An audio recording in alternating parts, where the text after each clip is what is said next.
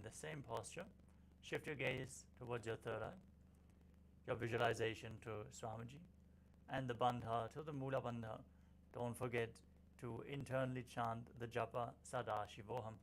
Visualize it rotating around your throat in a circular motion like a prayer wheel.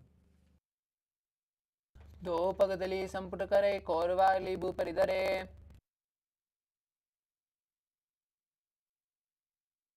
Next up is Suryasana. Now keep your knees wide apart and raise them up off the mat. Join your thumbs and little fingers as you open up your palms, resembling a lotus flower in Padma Mudra. Raise your arms up above your head and gaze through the gap in between the palms. Now visualize Lord Surya in your inner space and perform Uddiyana Bandha, the stomach lock, and Mula Bandha, the root lock in Suryasana. Erido goda tariane panapani betika punitane.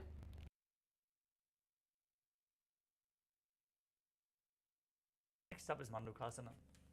Now sit with your feet flat on your heels. Keep your knees apart and place your hands on top of the knees as you gaze to your third eye. Visualize yourself as a frog and press your tongue up against the palate of your mouth in Manduki Mudra. Breathe calmly through your nose in Sahajra Kumbhaka. You can stop the buzzing now as you perform the Mula Bandha in Mandukasana.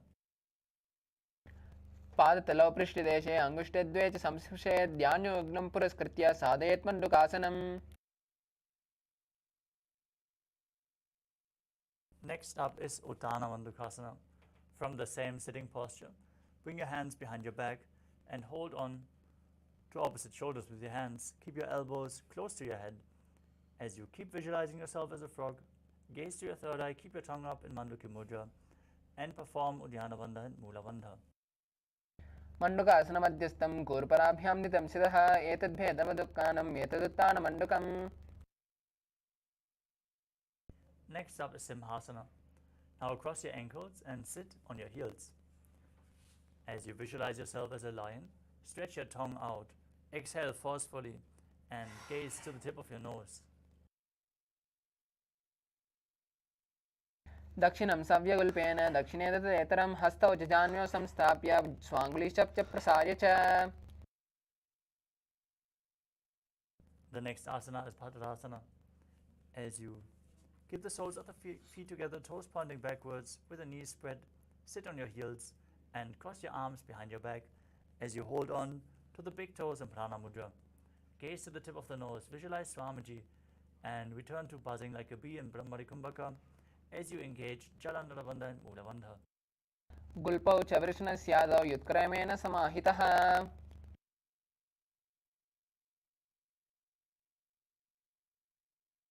Next up is Kaka Bhushandi Asana. Now squat with your feet flat and keep your knees raised off the ground. Bring your arms in and around the raised knees and interlock your fingers behind your back if you can. Otherwise, reach as far as you can behind your back. Now gaze to your nose and visualize yourself as a crow. प्रथमे वेश उक्कृताने द्वौ हातपगम्बी च आने.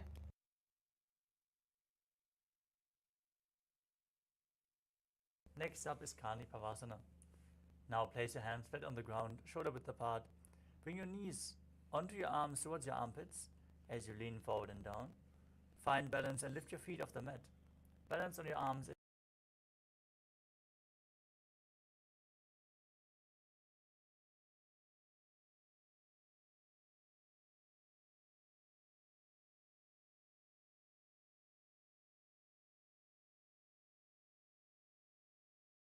Blood pressure, take it slow with the inverted postures.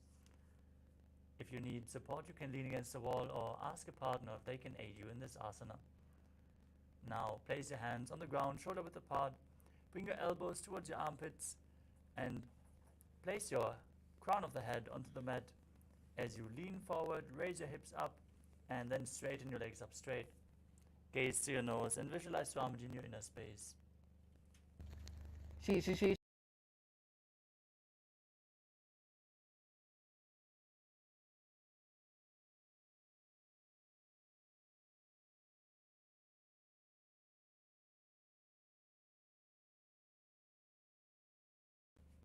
Twisting your body to one side. Lean forward and down onto your arms and extend your legs out to the side. As you balance, gaze to your third eye, visualize yourself as a peacock, and breathe in Rechaka Kumbhaka. Exhale all the way and hold your breath on all the exhalations in Paramashivoham. Mahā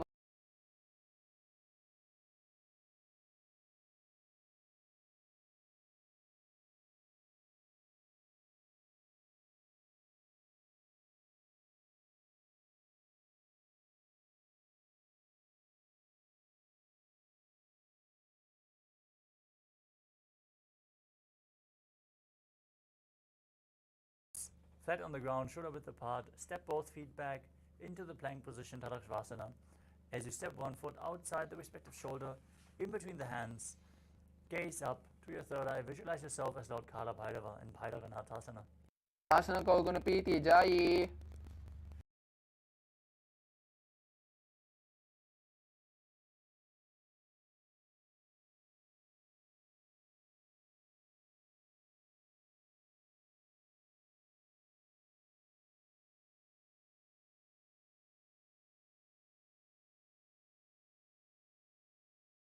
Visualize Swamiji in your inner space in Unmukha Pitasana. भून्यस्तौ जाननी हस्तौ चतुष्पदवान्मुखम् उत्तापिताग्रयुगलं चतुष्पदमभिरुका From Tadasana, rotate your body onto one hand and raise the other hand up towards the sky. Keep your core engaged, torso straight as you gaze upwards along the other arm and visualize yourself as Sage Vashishta in Vashishtasana. ऊर्ध्वकुक्कुटवासिष्ठं मरीचिहलमस्तकं परिवृत्तं चोदरस्य विविधं धनुरासनम् Now twist your body in the opposite direction. Repeat Vashishtasana on the other side. ऊर्ध्वकुक्कुटमाशिष्टं मरीचिहलमस्तकं परिवृत्तं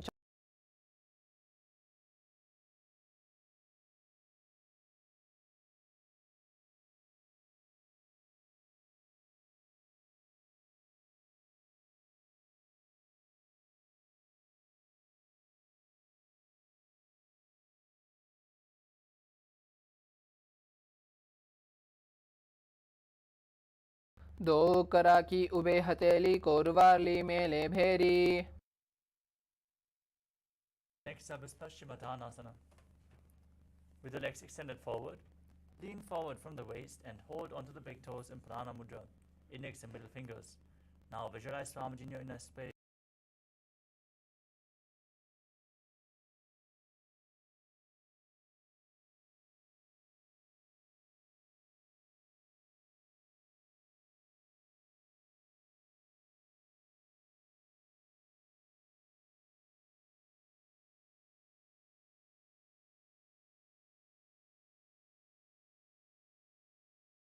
स्वपानिभ्यां दृढं धृत्वा जानोपरि शिरोन्यसेत् From Ugrasana, bring one knee, one heel up towards the groin.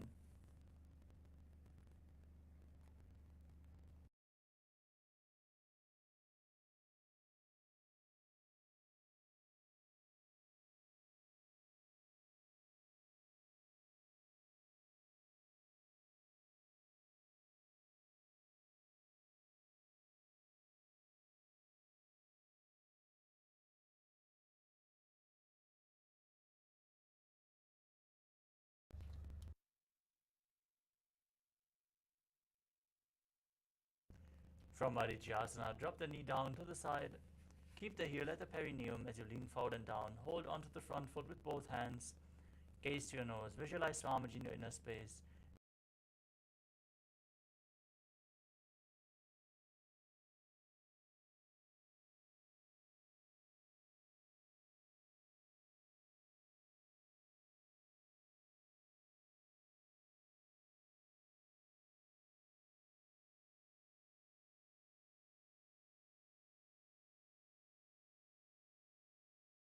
Both legs forward.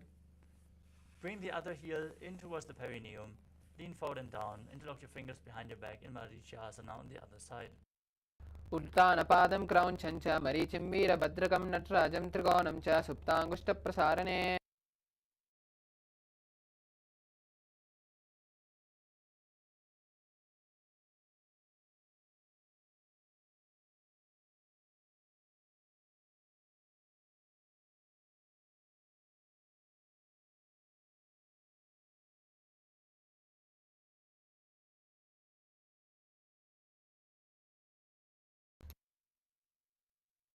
Next up is Padmasana 2. As you keep the soles of the feet together, with the heels close to your perineum, hold the feet firmly with both hands, push the knees down towards the ground. As you gaze to your third eye, visualize Swamiji in your inner space and perform the Mula Bandha.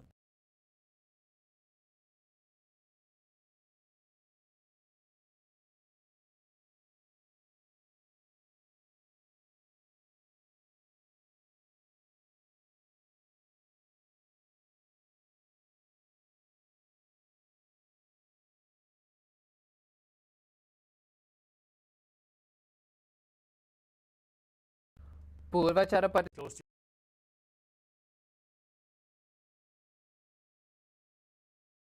से लिलाट पगतल्या उपरदासे your forehead and your hands down on the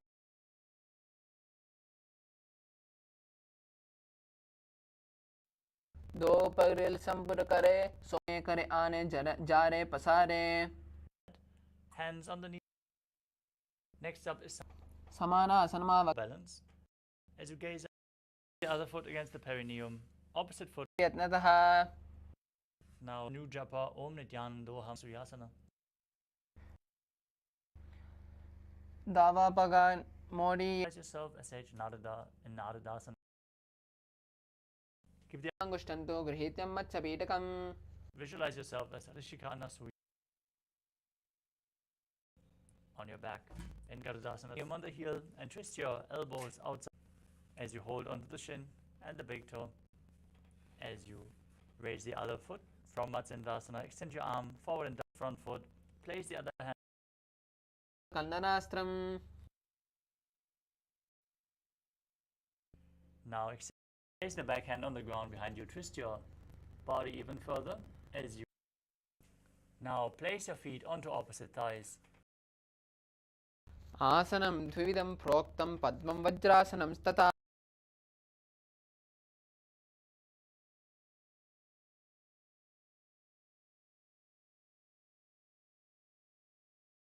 Inner space in Bandha Asana.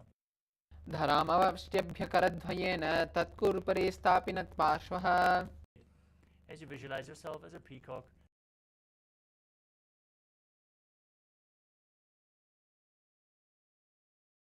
visualize yourself as a crocodile as you perform the Mula Bandha in Makarasana. अध्याससे ते हृदयं निधाय भूमौ च पादौ च प्रसार्यमाणो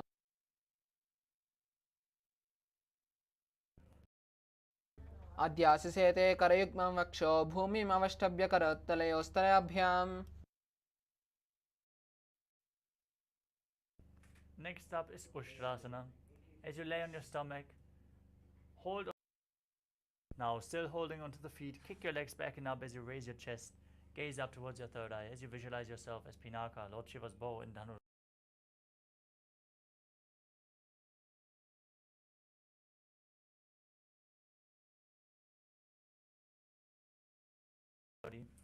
Gaze to your third eye, visualize Swamiji and internally chant the new japa Om Nityananda Paramashivoham in Bhagasana. उल्टा मोड़ी पाव दो. Interlock your fingers as you place your crown of the head onto the mat. Hold your head with your hands and walk your feet forward, raising your hips. As you lift the feet off the ground, pull your knees in towards your chest. Try to touch your throat, touch your chin with the knees. As you gaze to your nose and visualize Swami.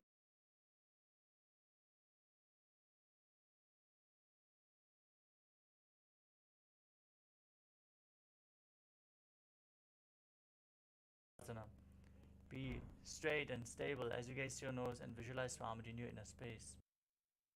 विपरीतं मण्डलं च विदितं दिनः.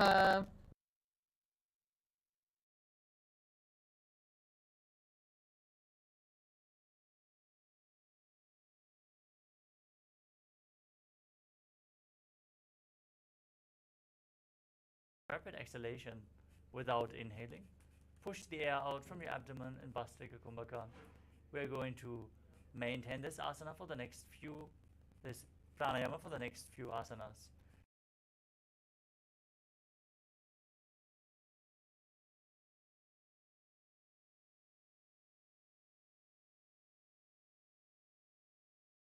आने गोड़ा तरे काम सकी ताने. Up is Parighasana. Now keep your legs extended forward. Place your hands behind your back, holding on to opposite shoulders. Gaze up towards.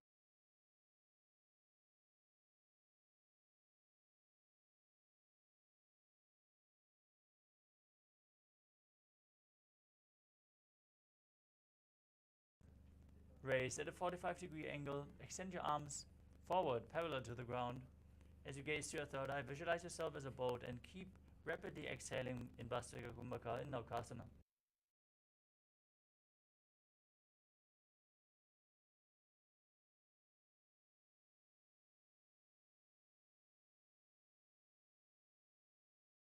Them against your chest. As you gaze to your nose, visualize yourself as Lord Rudra in Rudrasana. पगतले संपुट करे हाथस्य पगा ऊंचा पगा की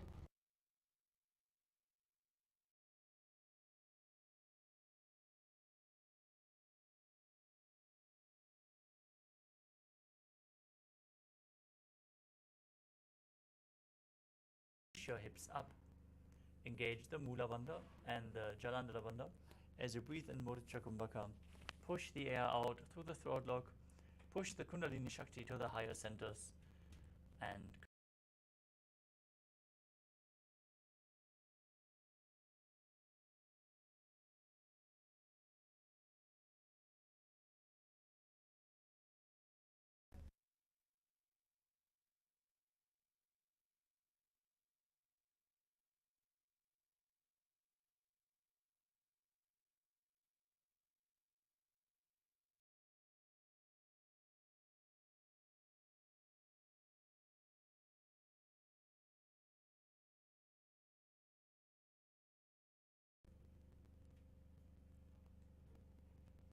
perform the Shakti Chalan Mudra as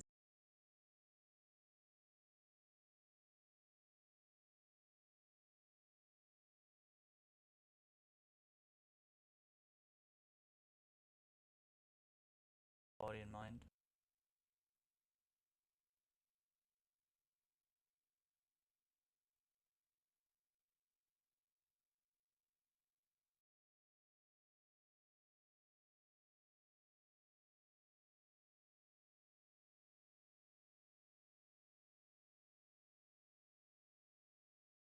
Dhyananda Paramashivoham in Shivasana.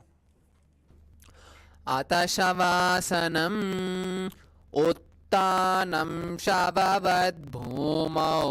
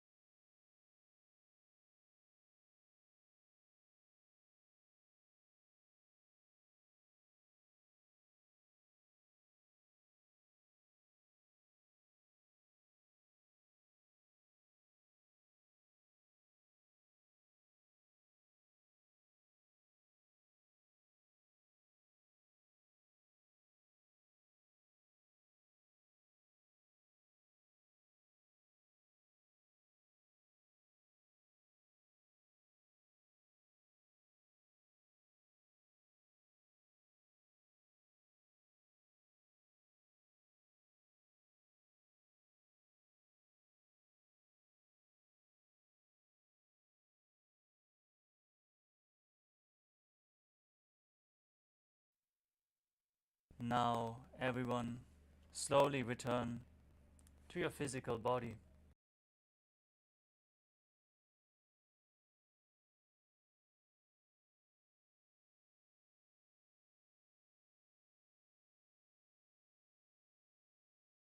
Body from side to side as you slowly return to a comfortable seated position.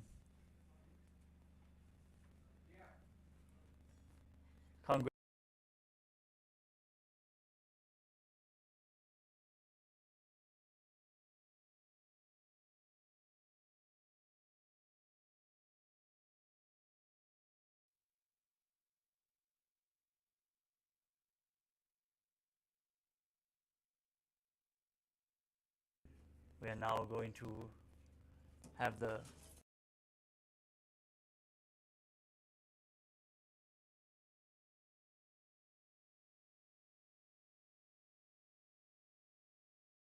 conclude today's Nityananda Yoga session with the Purna Mantra.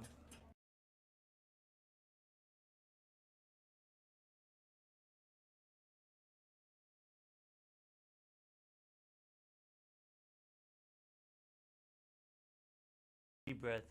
Visualize Swamiji in your inner space as we chant the Purna Mantra.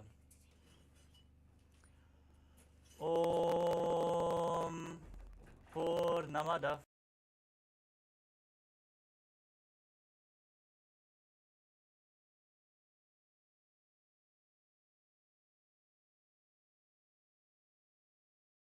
Hari Om Tat Sat Sarvam Bhagavat Shri Nityananda Paramaśiva Padukar Panamastu. Om Nityanandam.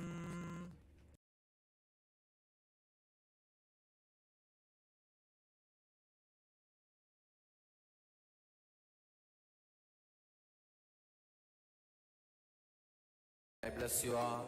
Let you all open all your three eyes and manifest the powers of Mahā Sadashiva. Om Nityananda.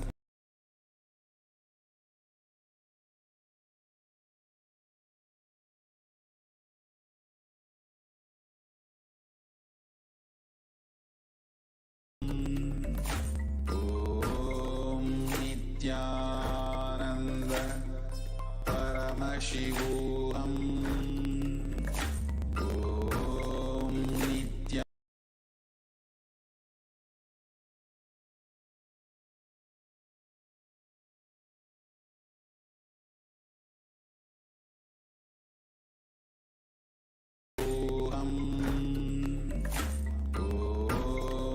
Nityananda. Paramashivoham.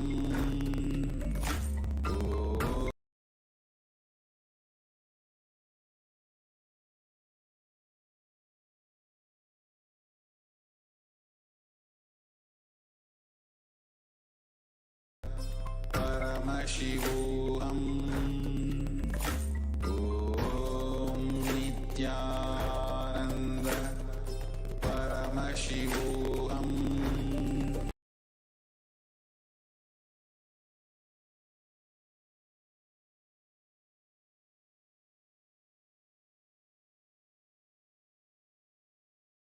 Ananda. Paramashivoham. Om Nityananda. Paramashivoham.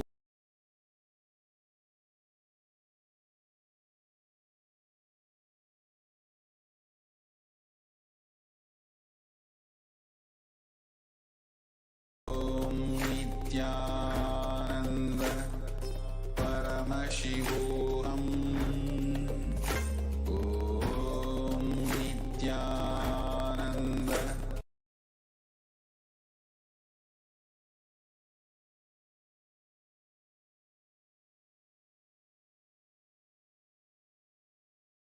Om Nityananda.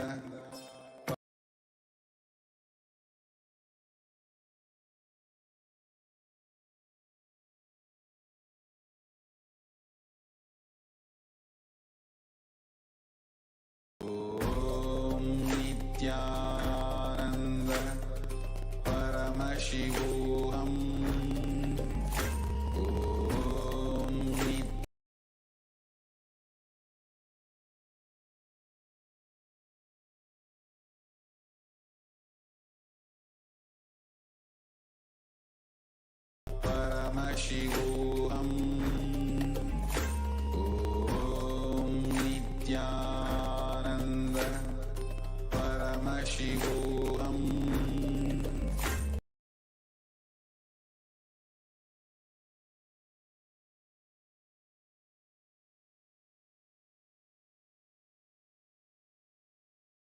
Ananda Paramashivoham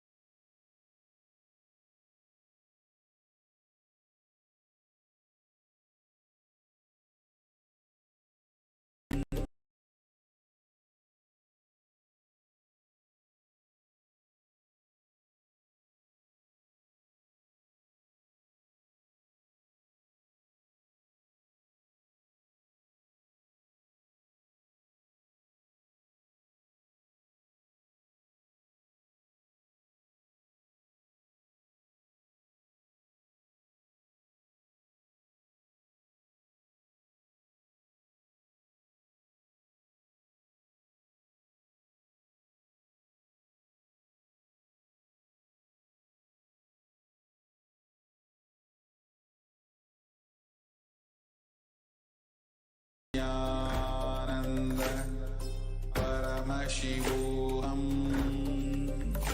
Om Nityananda Paramashivoham Om Nityananda Paramashivoham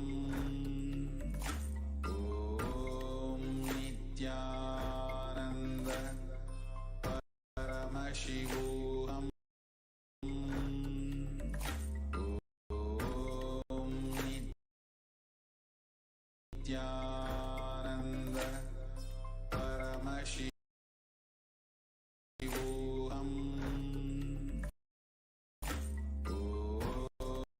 Om Nityananda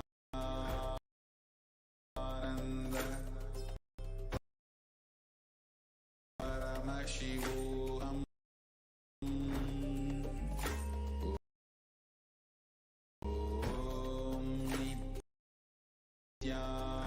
Nityananda Paramashivoham Om Nityananda Paramashivoham Om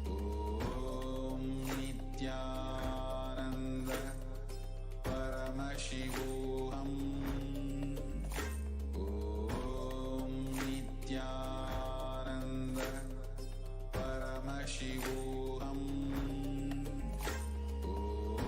Om Nityananda Paramashivoham Om Nityananda Paramashivoham Om Nityananda Paramashivoham Om Nityananda Paramashivoham Om Nityananda Paramashivoham Om Nityananda Paramashivoham Om Nityananda Paramashivoham Om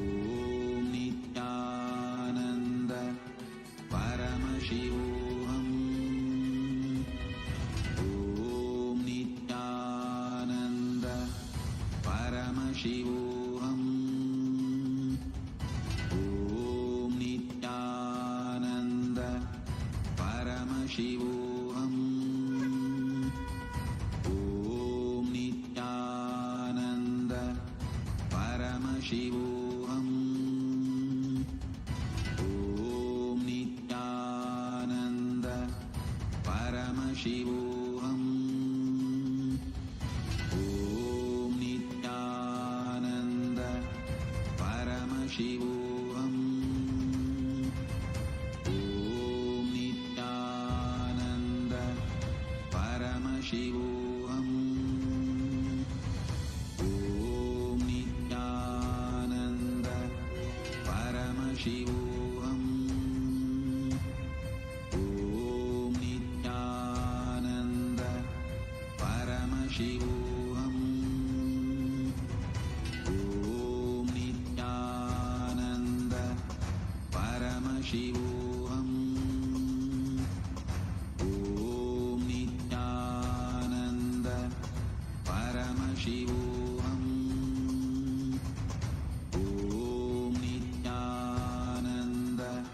Paramashivoham. Om Nityananda Paramashivoham. Om Nityananda Paramashivoham. Om Nityananda Paramashivoham. Om Nityananda Paramashivoham. Om Nityananda Paramashivoham. Om Nityananda Paramashivoham. Om Nityananda Paramashivoham. Om Nityananda. Your fears, incompletions, insecurities, nothing is needed for you to exist.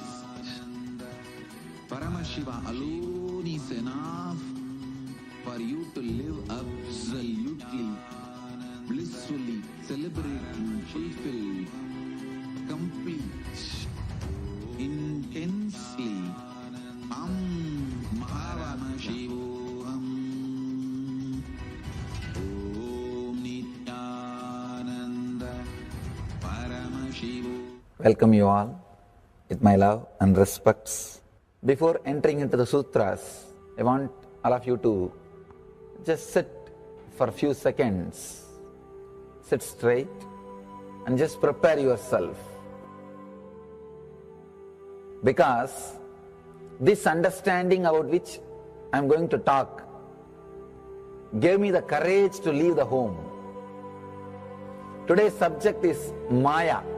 Actually, many times, the young age I used to think I should leave the home, go around, live a sannyas life.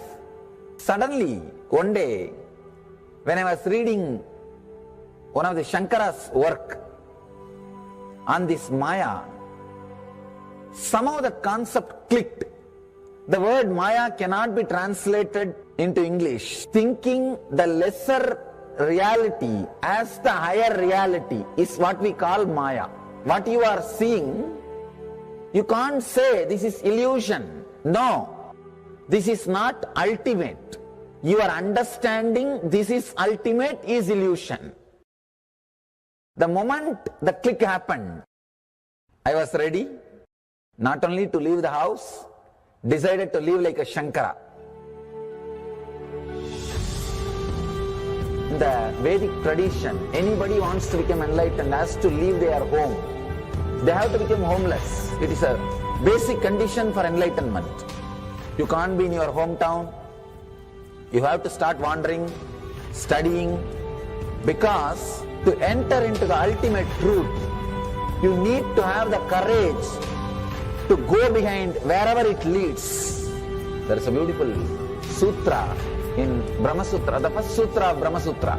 It says, Atato Brahma Jignasa, let us inquire into the reality. It says, only a courageous person who is ready to go behind wherever truth leads can enter into this science. In those days, we had a beautiful system when somebody becomes enlightened, he will go around and sit with all other scholars, pandits, learned people, and he will open up his understanding. The other person will open up his understanding. Whoever can take the other person to the deeper level of understanding will follow him. That's all.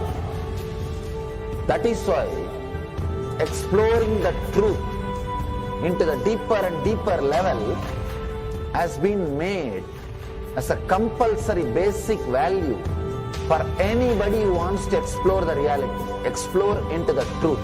What we need to understand from this story, courage to go behind the truth, wherever it leads. Even they are ready to gamble with their life, but they are ready for truth.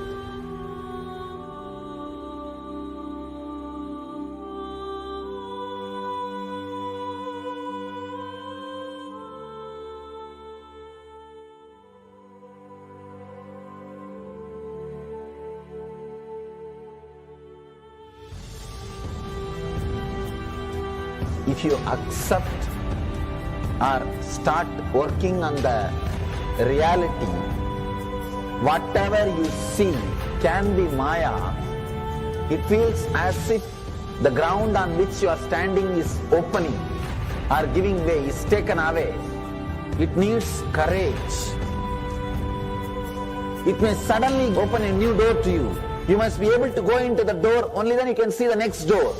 Because I am trying to reproduce the same understanding and experience which happened in me. Understand?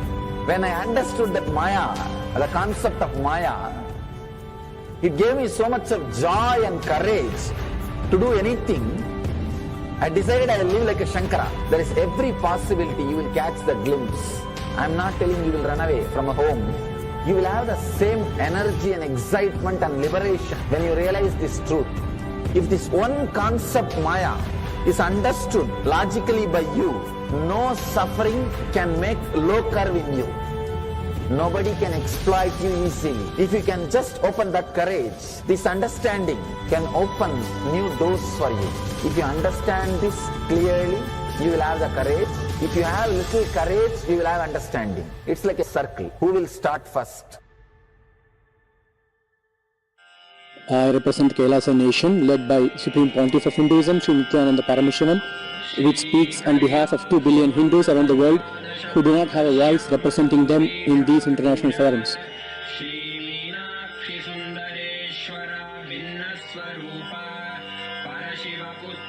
Alright, I'll start from my side first. I'll give the understanding. Let you add courage to it. Let's enter into the sutra. Illusions deceive, colors circumscribe, even divisibles are indivisible. Look becomes Shiva.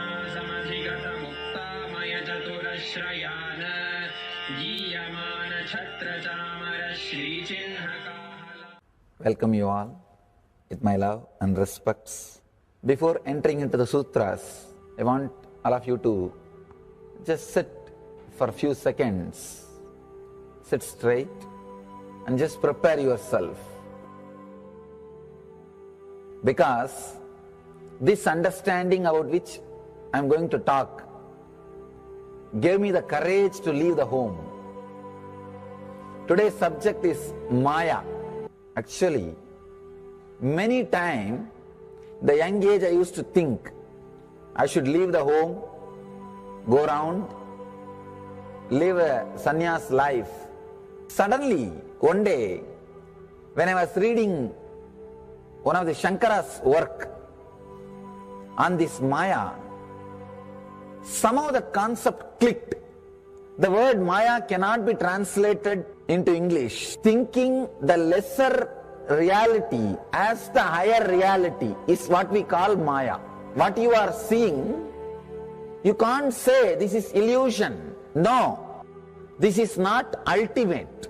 Your understanding this is ultimate is illusion. The moment the click happened, I was ready not only to leave the house, decided to live like a Shankara. In the Vedic tradition, anybody wants to become enlightened has to leave their home. They have to become homeless. It is a basic condition for enlightenment. You can't be in your hometown. You have to start wandering, studying, because to enter into the ultimate truth, you need to have the courage to go behind wherever it leads.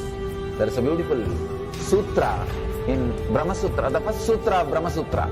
It says, Atato Brahma Jinyasa, let us inquire into the reality. It says, only a courageous person who is ready to go behind wherever truth leads can enter into this science. In those days, we had a beautiful system. When somebody becomes enlightened, he will go around and sit with all other scholars, pandits, learned people, and he will open up his understanding. The other person will open up his understanding. Whoever can take the other person to the deeper level of understanding will follow him. That's all. That is why exploring the truth into the deeper and deeper level has been made as a compulsory basic value for anybody who wants to explore the reality, explore into the truth. What we need to understand from this story, courage to go behind the truth, wherever it leads. Even they are ready to gamble with their life, but they are ready for truth.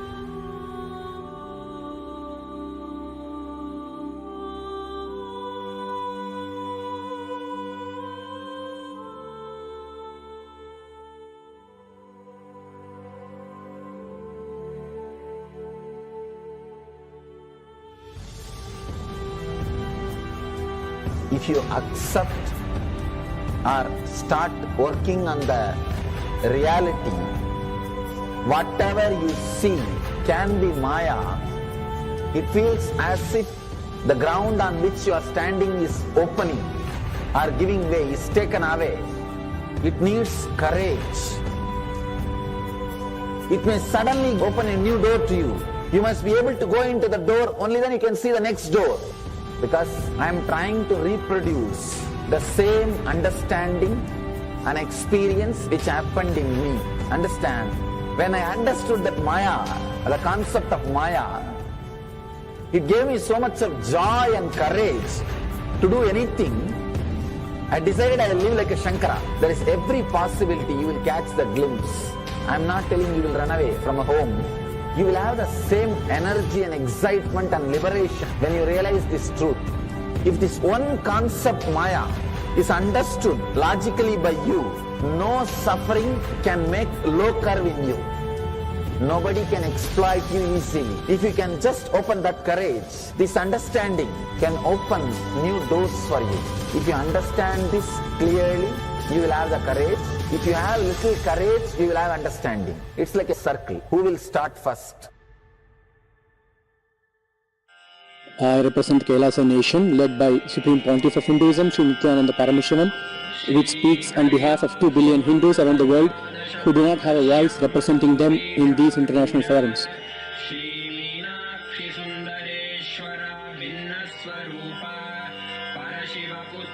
Alright, I'll start from my side first. I'll give the understanding. Let you add courage to it. Let's enter into the sutra.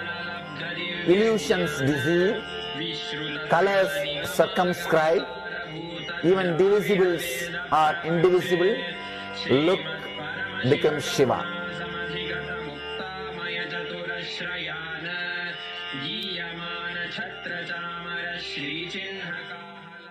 Welcome you all with my love and respects.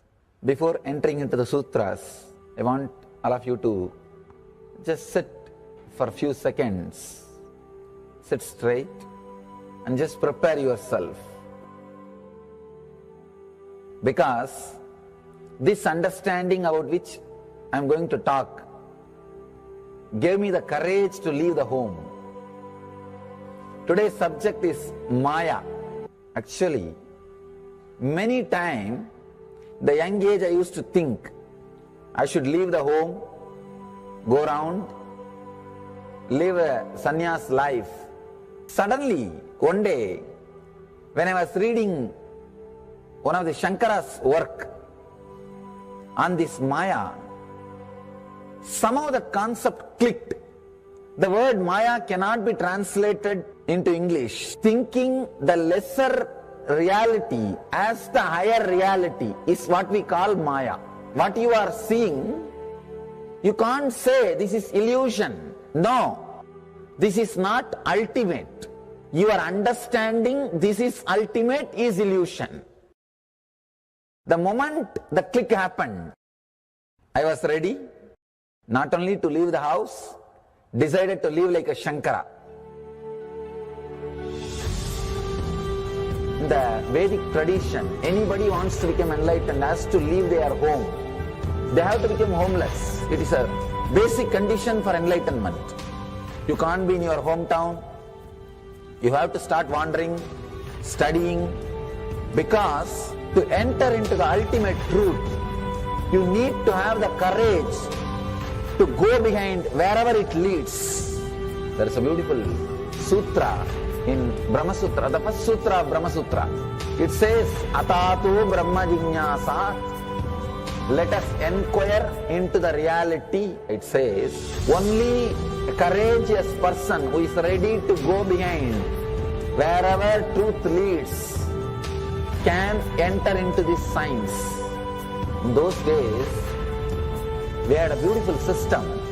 When somebody becomes enlightened, he will go around and sit with all other scholars, pandits, learned people, and he will open up his understanding.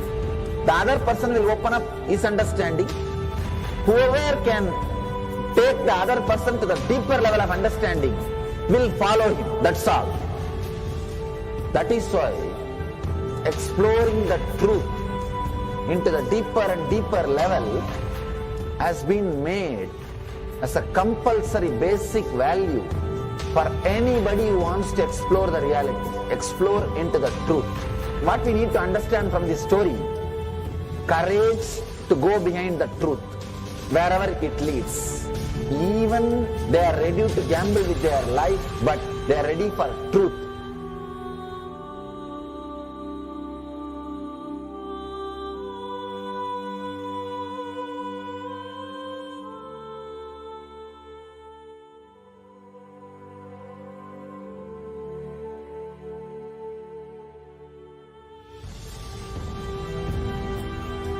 If you accept or start working on the reality, whatever you see can be Maya, it feels as if the ground on which you are standing is opening or giving way, is taken away.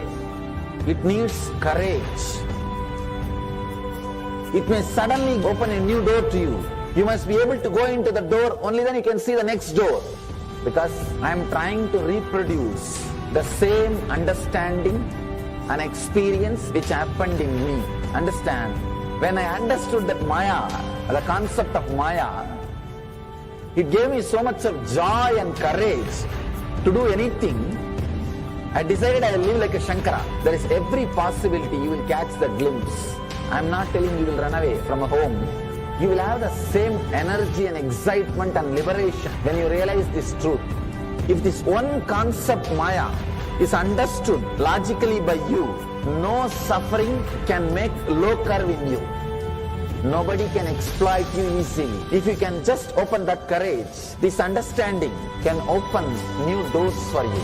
If you understand this clearly, you will have the courage. If you have little courage, you will have understanding. It's like a circle. Who will start first?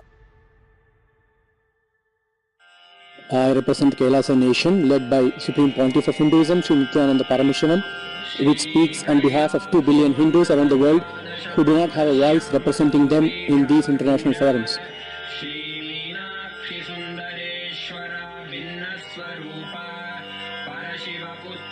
Alright, I'll start from my side first. I'll give the understanding. Let you add courage to it. Let's enter into the sutra. Illusions deceive, colors circumscribe, even divisibles are indivisible. Look becomes Shiva.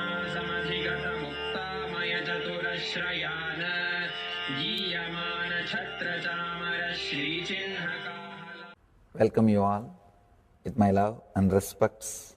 Before entering into the sutras, I want all of you to just sit for a few seconds.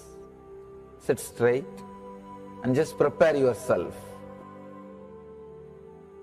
Because this understanding about which I am going to talk gave me the courage to leave the home. Today's subject is Maya. Actually, many times, the young age I used to think I should leave the home, go around, live a sannyas life.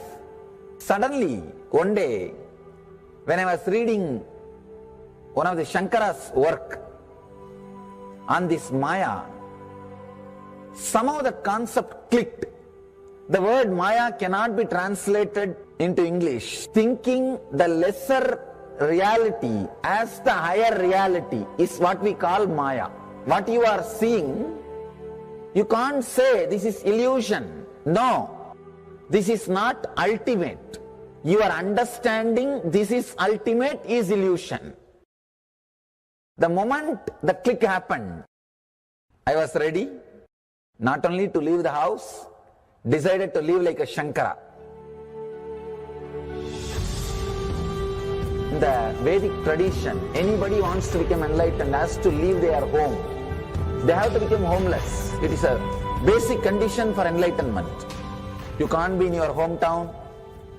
You have to start wandering, studying, because to enter into the ultimate truth, you need to have the courage to go behind wherever it leads.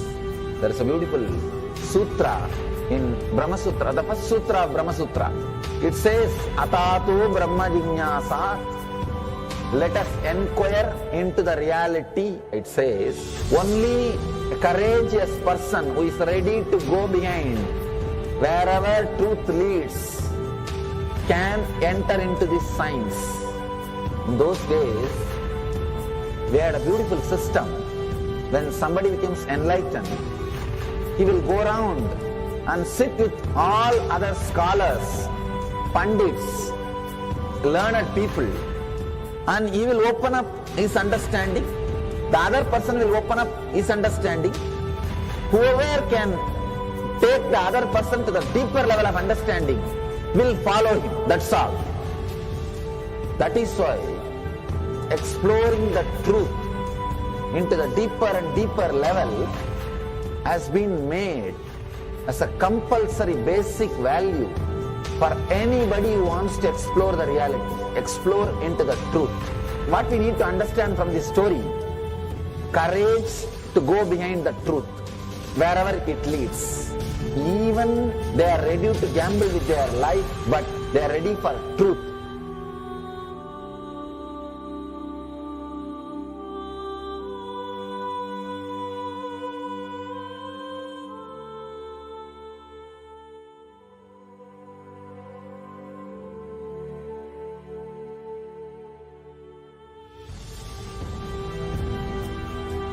If you accept or start working on the reality, whatever you see can be Maya.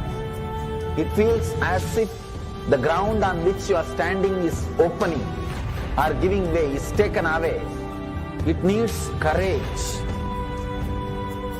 It may suddenly open a new door to you. You must be able to go into the door, only then you can see the next door. Because I am trying to reproduce the same understanding and experience which happened in me. Understand? When I understood that Maya, the concept of Maya, it gave me so much of joy and courage to do anything.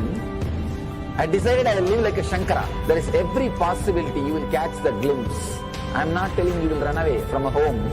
You will have the same energy and excitement and liberation when you realize this truth.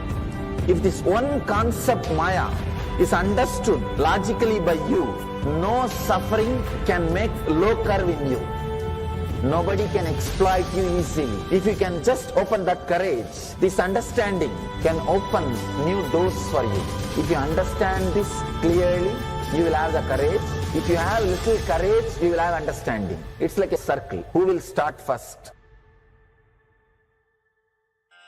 I represent KAILASA nation led by Supreme Pontiff of Hinduism, Sri Nityananda Paramashivoham, which speaks on behalf of 2 billion Hindus around the world who do not have a voice representing them in these international forums.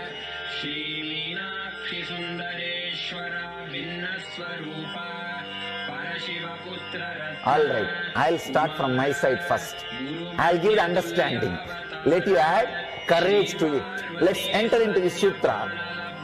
Illusions deceive, colors circumscribe, even divisibles are indivisible. Look becomes Shiva.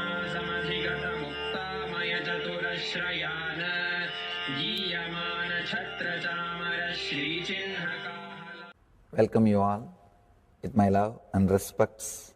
Before entering into the sutras, I want all of you to just sit for a few seconds. Sit straight and just prepare yourself.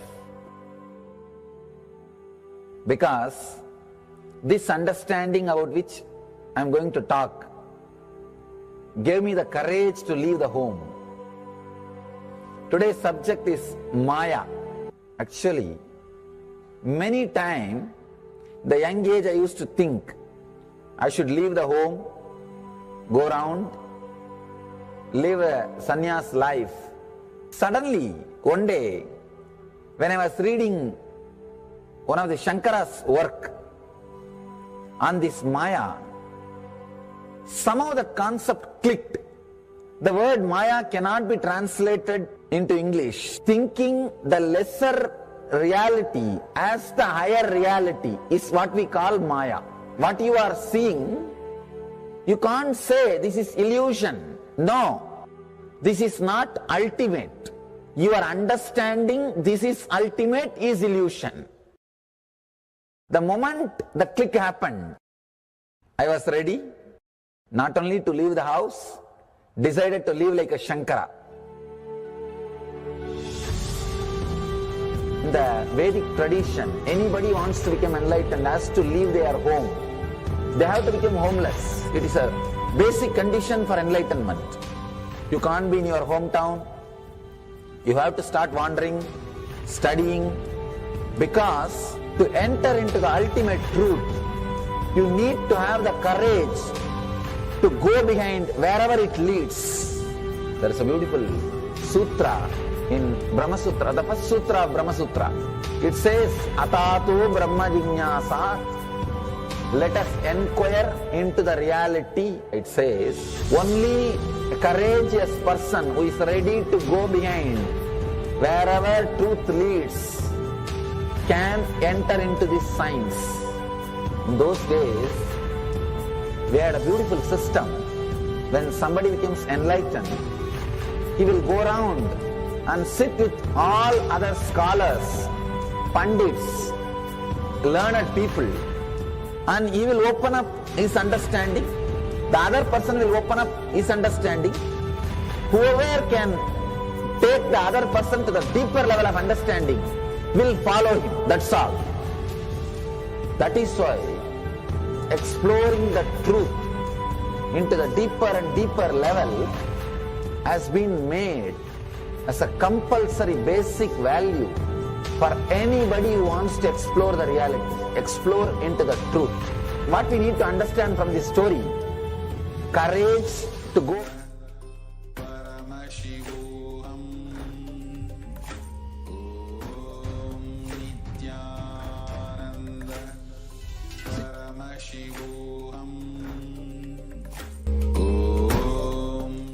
Yes, Nityananda.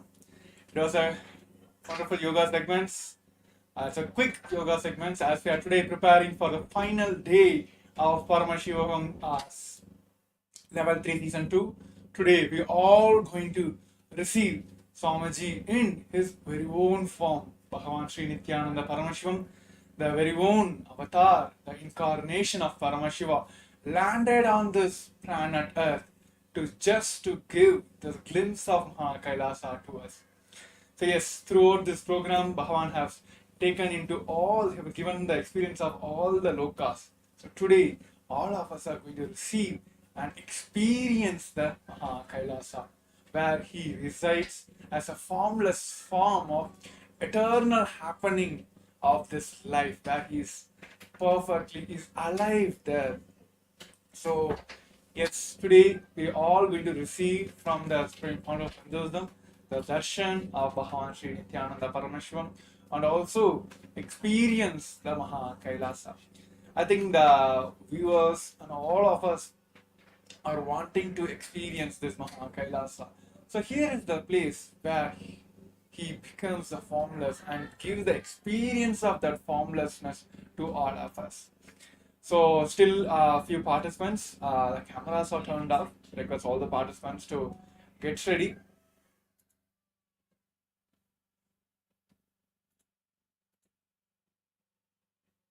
Today is the final day, and also today is the day where Sundareshwara taken over the ruling from the Meenakshi. Today we're going to also witness the Pattabhishekam of Sundareshwara Paramashiva, where the Supreme Fount of Hinduism is also the 293rd Guru Maha Sannidhanam of Madurai Shyamala Pita Sarvanya Pita, the lineage where Devi Meenakshi herself, through that Sarvanya Pita, where Meenakshi herself ruled all the 56 nations at a time, all the Akhand Bharat. So today we are all going to witness, it is like kind of power pack, multiple darshans, multiple experience we are all going to witness today. So for the preparation, we're going to have a short video clip where Bhagavan himself is speaking about how the Mahā KAILASA exists, how you can experience this Mahā KAILASA. So I request all of you to get ready. We're going to have a short video now, which Bhagavan himself explains the state, space, and powers of Mahā KAILASA. Yes.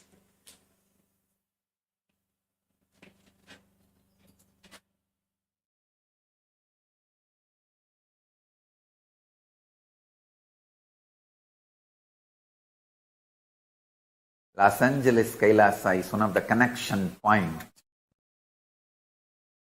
with Mahā KAILASA and Bhuloka and all other lokas, spaces.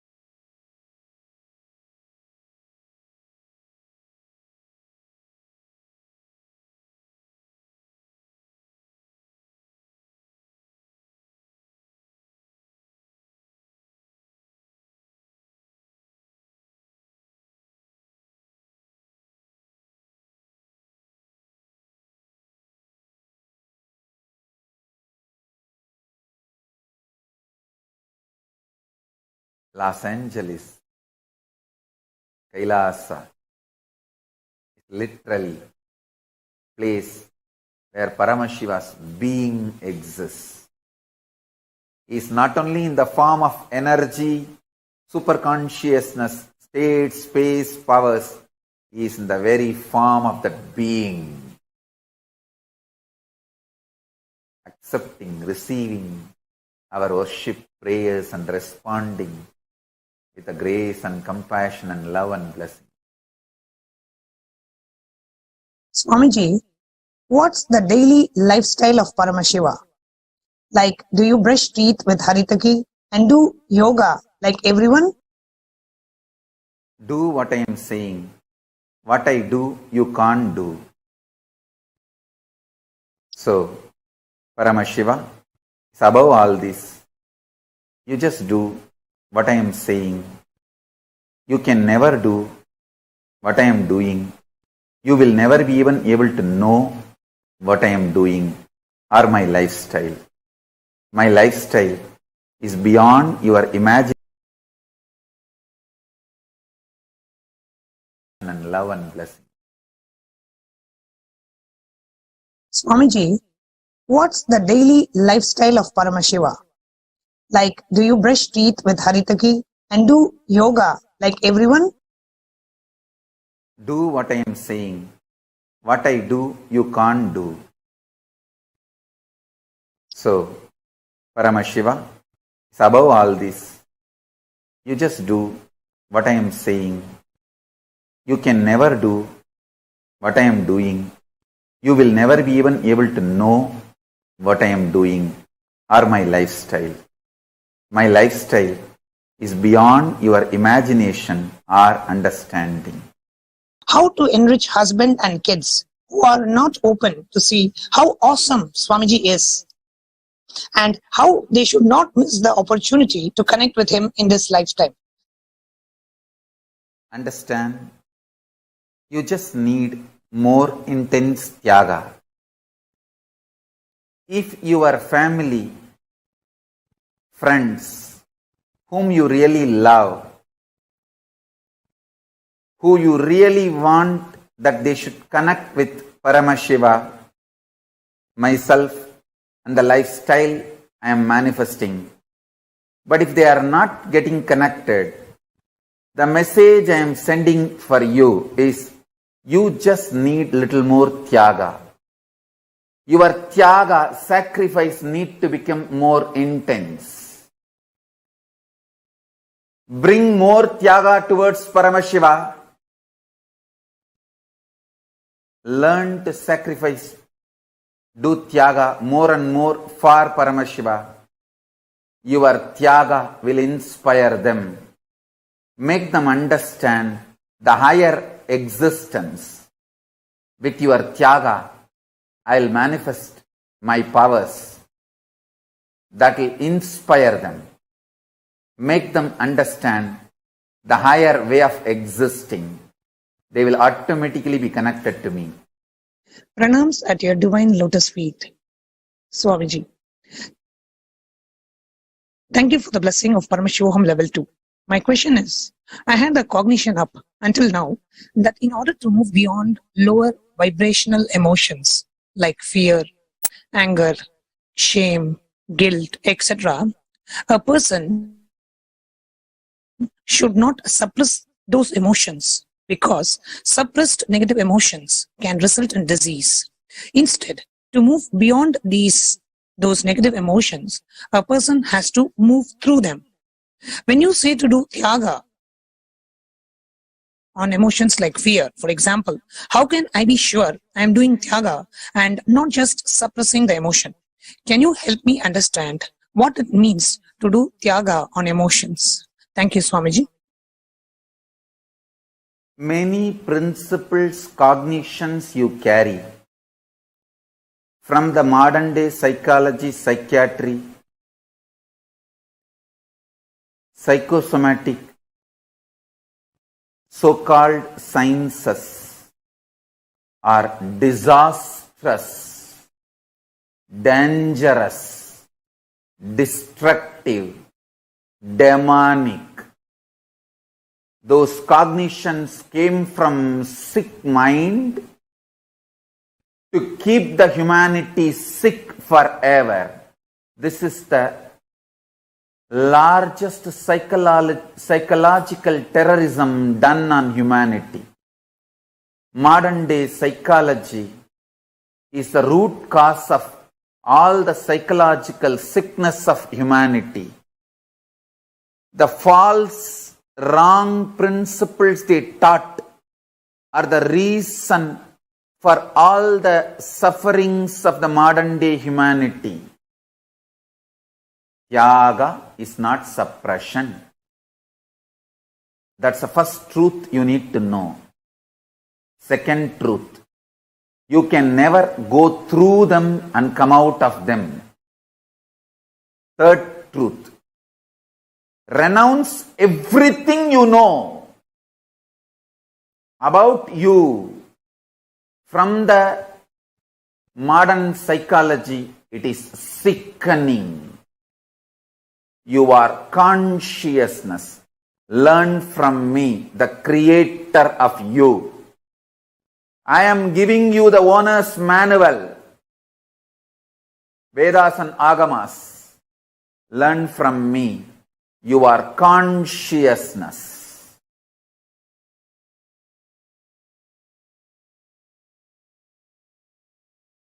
And Tyaga is the way to kindle, explode the pure consciousness.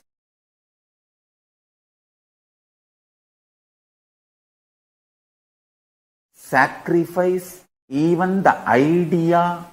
If you suppress your fears, it will come out as disease, because the whole thing is false. Whole thing is false. Neither your fear is truth, nor the principle, if you suppress your fears, it will come out as disease, is true. Both are false. Renounce both.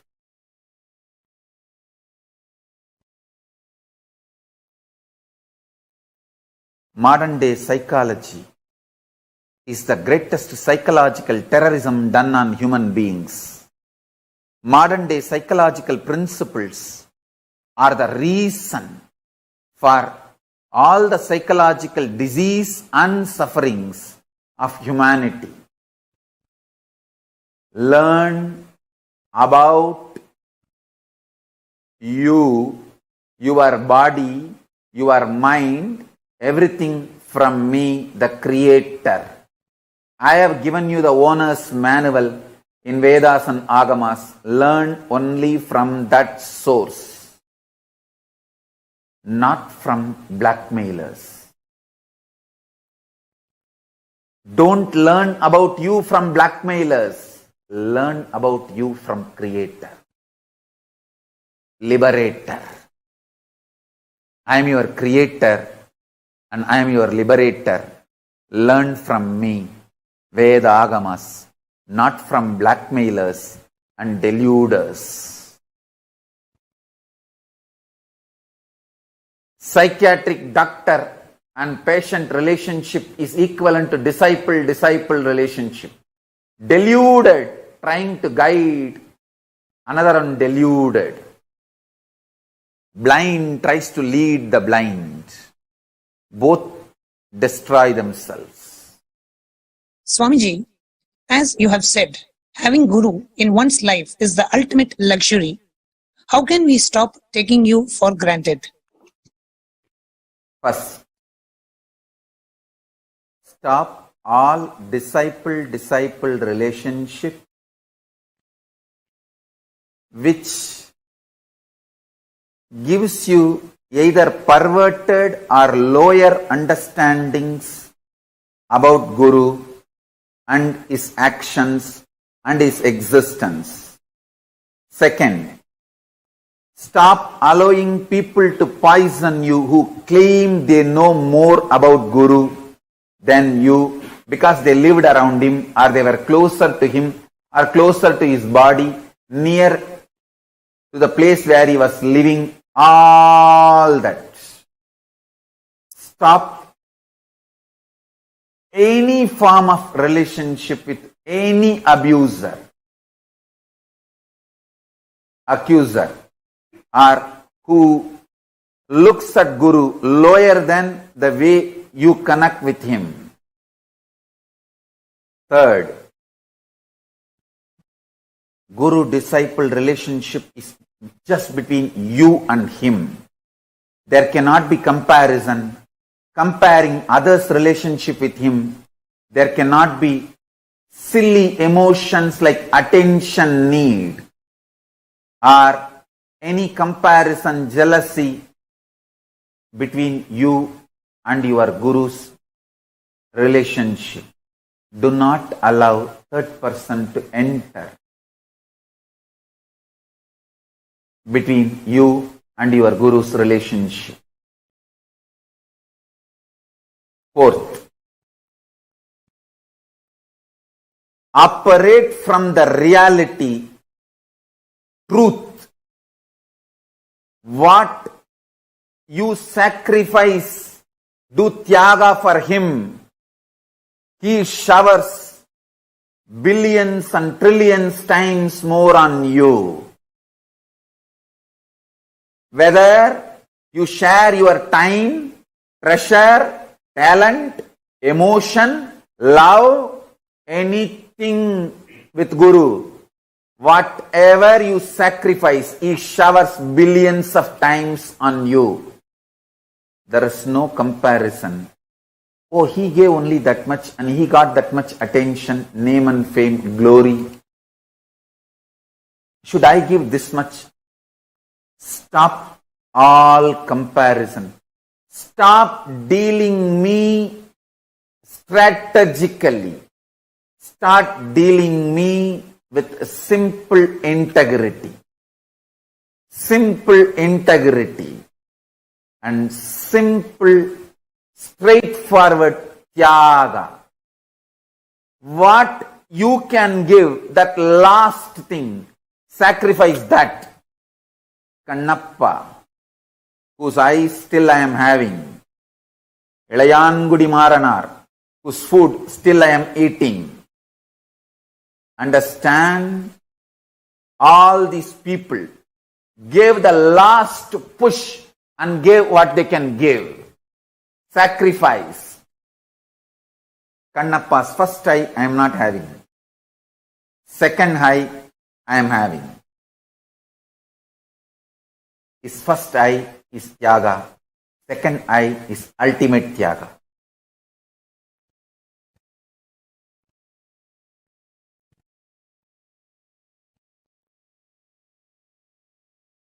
When Ilayangudi Maranar and his wife cooked food for me, they tied cloth on their nose because they did not eat for 3 days. If they smell the food, their mouth may give saliva, so food will be dirtied because mentally they wanted to eat. Uchishta. So they tied the cloth and cooked for me. That tyaga still I am enjoying. Understand? The relationship between you and me is absolute tyaga based. You give your ultimate, I give my ultimate. It is not strategical. It is tyaga, undeniable tyaga. I don't care who gives what. Is it the last thing he is giving? That is what I care. Millions of people give food. I don't eat. Ilayangudi Maranar, the last seed rice he had, he cooked and gave. That is the last he has. That decision, that will persistence, that tyaga is what I am enjoying. And I showered myself for him, on him forever.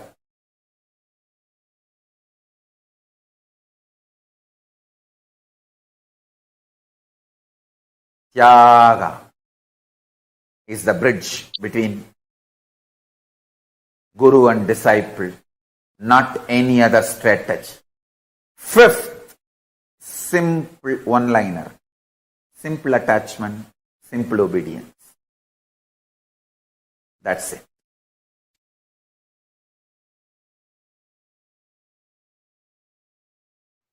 I want all of you to know, listen. Sometimes you will be so sure of you will not bother about this external world. You only want Kailasa. I'll tell you, just 2-3 days before, from my Purvashram family, I got a phone call. They sent a message, Swamiji, actually my grandmother passed away. I don't know how many of you know if you read my biography, at the age of 2, my grandmother opened her treasury and asked me to pick up what I want. I picked up Rudraksha and threw everything out, tumbled the box by pushing it aside, just picking only the Rudraksha mala. That same grandmother, she passed away. All her jewels are there. So they sent a message, Swamiji, your share will come around some 100 sovereign. 100 sovereign means I think 800 gram gold. Should we get it and send it to you? I laughed. Hey, at the age of 3, I rejected it. And you are asking me, do I want that at the age of 44? At the age of 3, I clearly picked up what I want from that whole box and threw it, all the other things. And you want me to have that at the age of 44? From 3, I am very clear what I want. Listen carefully.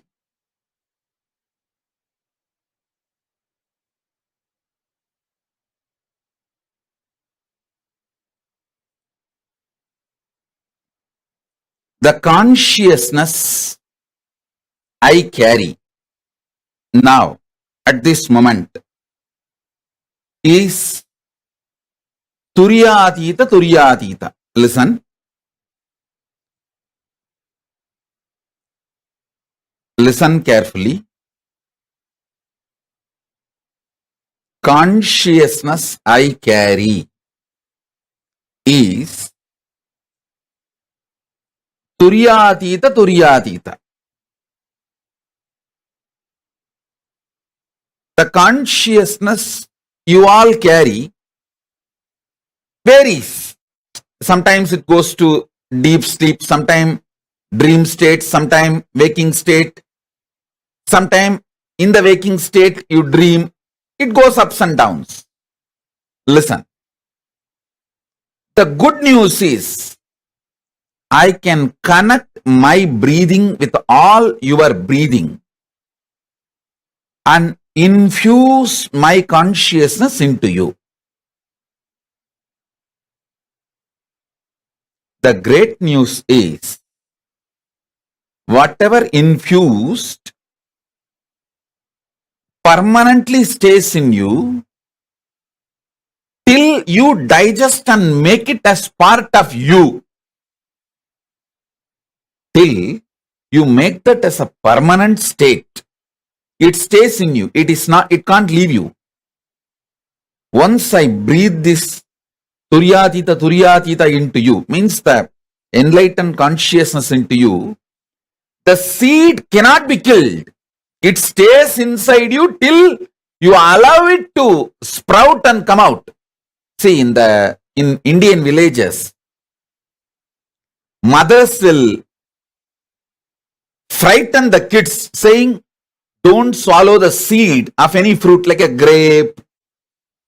Any fruit when they give, they will tell, hey, you should not swallow the seed. You should put the seed out, spit it out. If you swallow the seed, the tree will grow inside your stomach and through the nose, ears, all that branches will come out. How many of you heard this?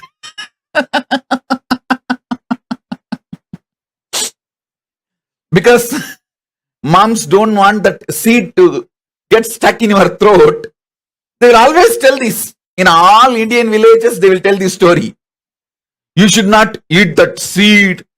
If you eat that seed, that tree will sprout in your stomach and then branches will come out through your ears, nose and mouth. So listen, same way, the enlightened consciousness which I am putting inside you, till it becomes tree and branches,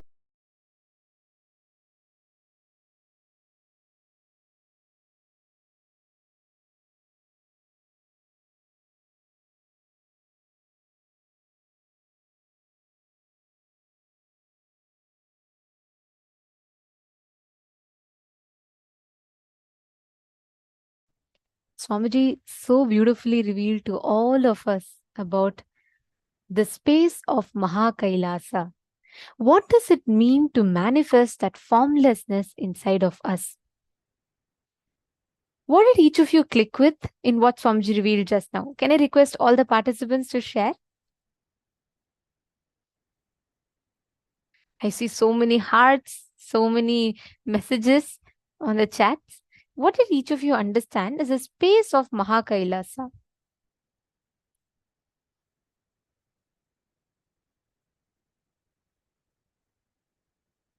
Makaman is saying psychology is crap. That's the understanding. That's right. Swamiji said, like Swamiji revealed, the space beyond all our cognizance, understanding what we exist, all of that. Ma Dahanananda has put, decided to live like Shankara. So very beautiful. Courage to go behind the truth wherever it leads. Ma Hongsu has put, Guru disciple relationship only between you and Guru, no third person.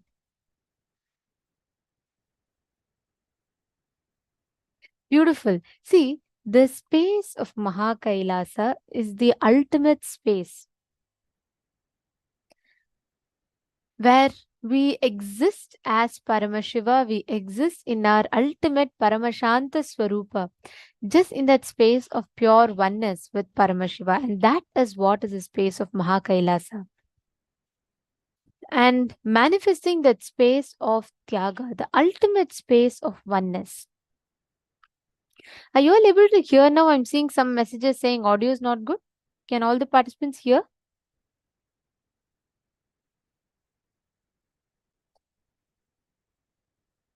Okay, great.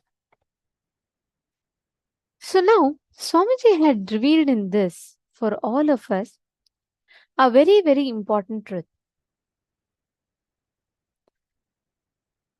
The formlessness of Paramashiva is what exists in Mahā KAILASA. You need consciousness, the free will, which can do right or wrong to move to enlightenment zone or the highest planes. The moment you move to the higher planes, you will experience the space of enlightenment where there is nothing other than you that exists. That is just pure enlightenment, the state of enlightenment. And what is the way? The password to connect to Mahā KAILASA is Mahavakya. And Mahavakya is the space that opens up our Dwadashanta, which is 3 fists or 12 fingers breadth above the Sahasrara chakra is the Dwadashanta. And literally Dwadashanta is the portal that opens us up, the points that opens us up to connect to Mahā KAILASA. So there are multiple connecting points. So far, of course, one is the Biddi banyan tree.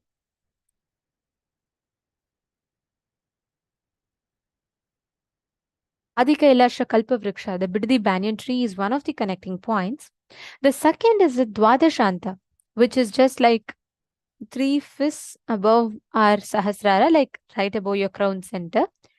And third is Mahavakya, which is a password directly which connects. Swamiji tells the moment you chant Mahavakya, your inner space opens up to Mahā KAILASA. And the fourth is KAILASA, Los Angeles.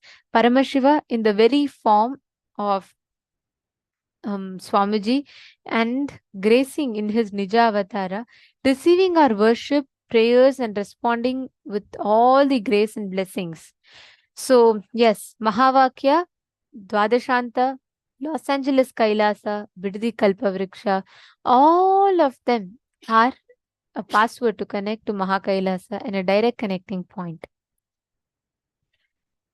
Now, each of us are going to be connecting with Paramashiva.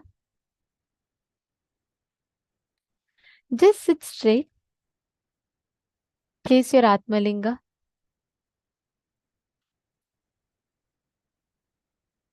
You're only going to make a password. Mantra means unconsciously, continuously, it keeps going inside of you. No.